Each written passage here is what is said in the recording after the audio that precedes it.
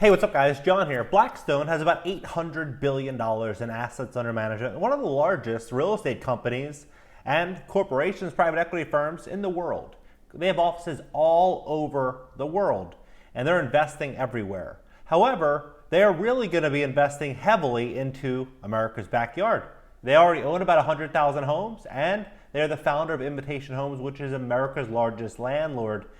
They are now coming up with a whole new real estate fund, a whole new strategy that I think is going to completely alter and change the real estate market for everybody. And I think that when they do this, it's going to bring a lot of attention. A lot of other corporations, a lot of companies, and a lot of private institutions are going to roll out there and do the same exact thing, which is going to build out more demand and upward pressure on pricing across the housing market.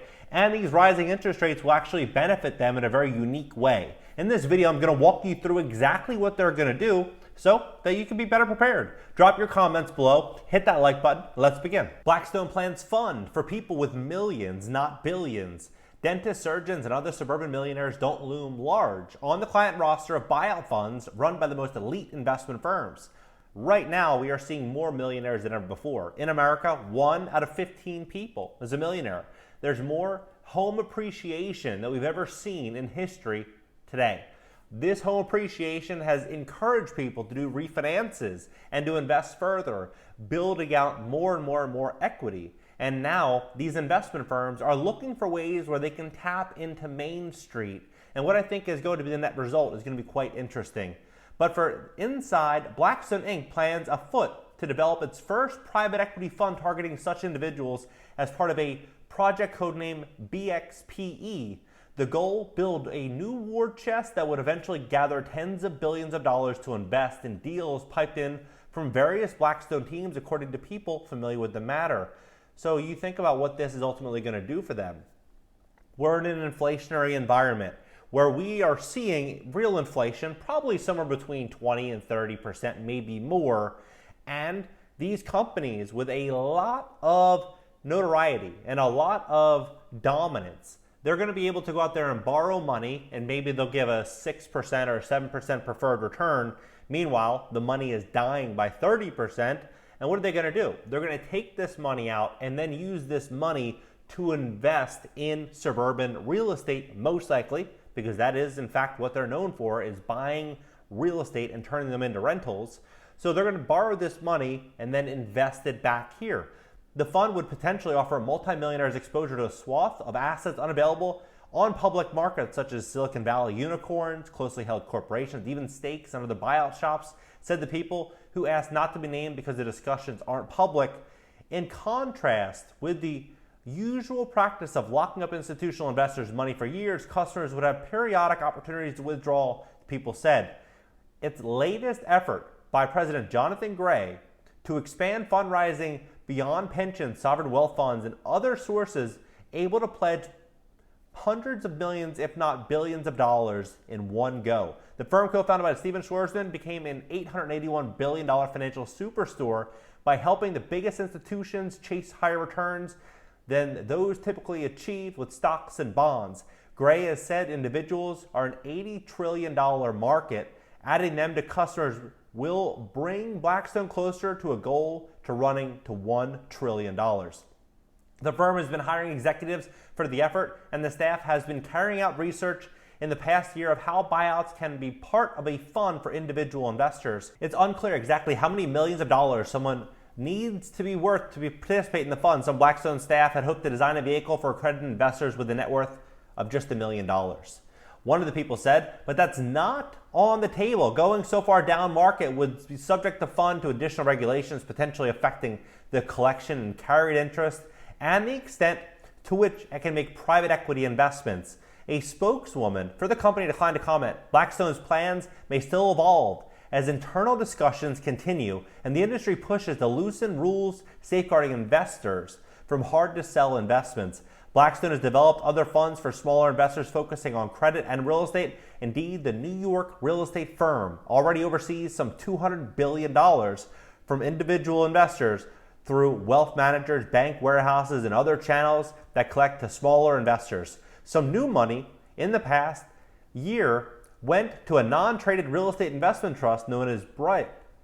The fund has snapped up apartments, industrial parks, and shopping centers over the past half decade to become a $54 billion force in the U.S. property market. One reason why private equity firms are pursuing smaller investors is that the institutional fundraising circuit has gotten crowded. A benefit of creating a perpetual vehicle in which individuals can come and go is that it creates a long-term source of fees. Now, their fees are generally 80-20, so they're going to keep a 20% fee and 20% fee based on the actual exit, and they're going to get normally a 2% management fee, so 2% on all of the capital that they're raising. While developing BXPE, Blackstone has been thinking through how it will give customers the option to buy and sell stakes in the fund in multiple points of the year. According to the people, the typical buyout fund locks up investors' cash for a decade. Blackstone executives have been urging regulators to give people more access to investment vehicles previously reserved for the most sophisticated investors. Legal Chief John Finley, for example, weighed in before the Securities and Exchange Commission incrementally loosened rules defining accredited investors in 2020. As companies delay selling shares to the public market, the number of companies listed in the public market is shrinking, he said, January of that year. This is a fundamental change that regulators and the industry will have to deal with, he said. Now, what does this mean? I believe that this is a very interesting type of relationship that they're forming with the middle class in America. They're going to borrow money, and the term is that the investors can take their money out when they deem fit, right? And so, what are they going to do? They're not going to invest in very speculative assets. No, in fact, they're going to invest in recession-proof businesses such as residential, C-class, single-family homes. That's what I think they're going to invest in. That, maybe mobile home parks, maybe industrial real estate because of this major boom to e-commerce. But what I think that's going to look like is that they are going to go out there, raise the money without effort. They're going to raise a ton of money, and they're going to go out there and buy C-class single-family homes. Well, why would they buy C-class single-family homes? Well, they're going to buy them because of the rising cost to build, the rising labor cost, and these people that own these homes are going to sell these homes because they're in C-class neighborhoods for less money than a B-class and an A-class location, right? And what happens in a recession? People in A-class apartments move to B-class and B-class to C-class, and they move to an affordability and a place of defense rather than offense. In a really bullish market, people are living above their means. In an environment where people are scared, they're downsizing.